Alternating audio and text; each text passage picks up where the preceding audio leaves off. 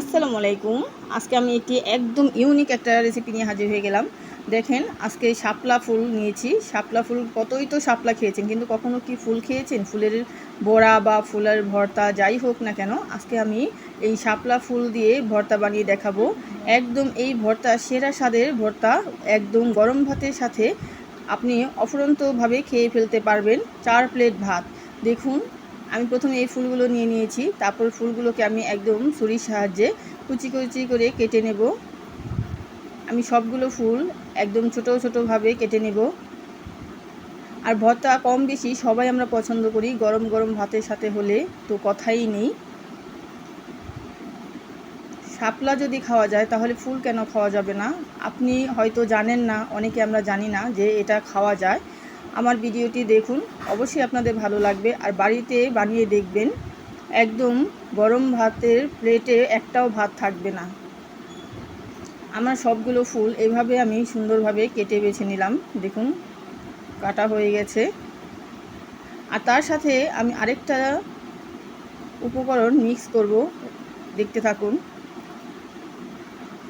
সবগুলো ফুলই সুন্দরভাবে কেটে নিয়েছি। আর হলুদ যে ভিতরে আবরণটা থাকে ওটা সহই আমি কেটে নিয়েছি। আর এর সাথেই দিয়ে দিব আমি ধনেপাতা। আর ধনেপাতার ঘ্রাণটা অনেকই ভালো। ধনেপাতা ভর্তাটাও খেতে খুবই সুস্বাদু। এই শাপলার সাথে আমি এই ধনেপাতা কুচি করে দিয়ে দিব ফ্লেভারটা বাড়ানোর জন্য। এগুলো আমি ছোট ছোটোভাবে একদম কেটে নিলাম। আর দেখুন, সবগুলো আমি মিক্স করে নেব। আর এগুলো আমি ভালোভাবে সুন্দরভাবে পরিষ্কার করে ধুয়ে নেব। তারপর এই জন্য রাখা হয়েছে পেঁয়াজ কুচি, শুকনো মরিচ নিয়েছি 4টা, আর রসুন। আর ঝালের পরিমাণটা যে যত ঝাল খাবেন সে ততই দিতে পারবেন। তারপর এই শাপলাগুলো বাছা ধোয়া হয়ে গেল।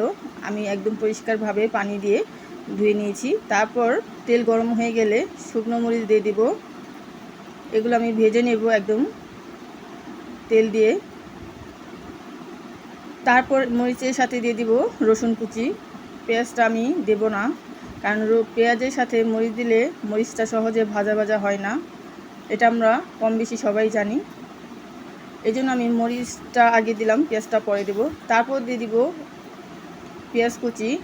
পেঁয়াজ কুচিটা আমি হালকা একটু ব্রাউন কালার করে নেব, এই জন্য আমাকে ওয়েট করতে হবে। তারপর ওই শাপলাগুলো সব পেঁয়াজ কুচির সাহায্যে দিয়ে দিব। একসাথে সব মিক্স করে তেলে ভেজে নেব। আর একদম ভাজা ভাজা করব না, মোটামুটি একটু ভাজা ভাজা করব। প্রায় ভাজা ভাজা হয়ে গেছে। দেখুন, এত সুন্দর স্মেল একটা ঘ্রাণ এসেছে, বলে বোঝাতে পারবো না। খুবই একটা দুর্দান্ত এখানে ঘ্রাণ এসেছে এই শাপলা ভাজা থেকে। ভাজার সময় আপনিও খেয়াল করে দেখবেন, সুন্দর একটা ঘ্রাণ চলে আসে। খেতে না কতই মজা হবে, বুঝতেই পাচ্ছেন। তারপর এগুলো আমি সুন্দর ভালোভাবে ভেজে নিয়ে নিলাম। তারপর এখানে সব শুকনো মরিচ আর রসুন আমি লবণ দিয়ে ভালোভাবে ভেঙে গুঁড়ো করে নেব। আর এখানে বাটা ঝামেলা ছাড়াই এই শাপলা ভর্তা বানিয়ে নিতে পারবেন একদম অল্প সময়ে, অল্প উপকরণ দিয়ে। লবণ অ্যাড করে দিলাম। ভালোভাবে এগুলো আমি সুন্দর করে মিশিয়ে নেব।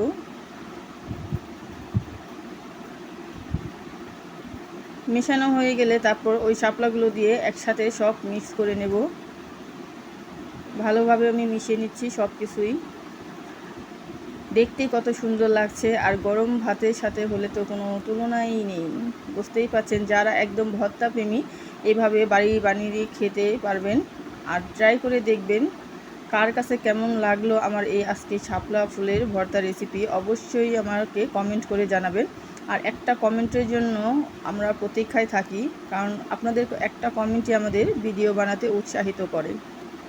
ভর্তা রেসিপি হয়ে গেলে দেখুন, ভর্তাটা পারফেক্টভাবে হয়ে গেছে। আর যে যেখান থেকে এতক্ষণ আমার এই ভিডিওর সঙ্গে ছিলেন সবাইকে অসংখ্য ধন্যবাদ জানাই। এত ধৈর্য ধরে ভিডিওটি দেখলেন। তো সবাই ভালো থাকবেন, সুস্থ থাকবেন। সবাইকে আল্লাহ হাফেজ।